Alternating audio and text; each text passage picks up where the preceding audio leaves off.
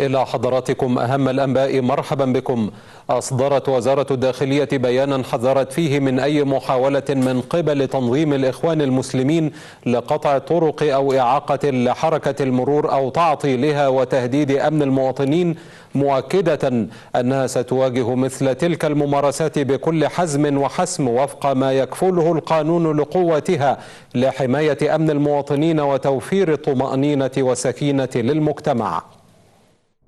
في ظل ما رصدته متابعة الأجهزة الأمنية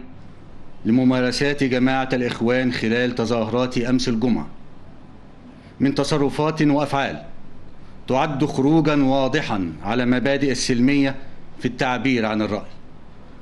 وارتكاب العديد من الجرائم التي تقع تحت طائلة القانون، وتمثلت في قطع الطرق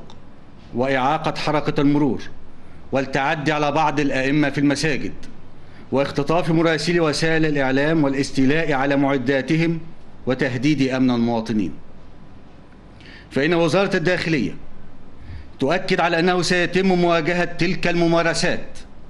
من قطع للطرق أو إعاقة حركة المرور أو تعطيلها وتهديد أمن المواطنين بكل حزم وحسم وفق ما يكفله القانون لقواتها من حماية أمن المواطنين وتوفير الطمأنينة والسكينة للمجتمع.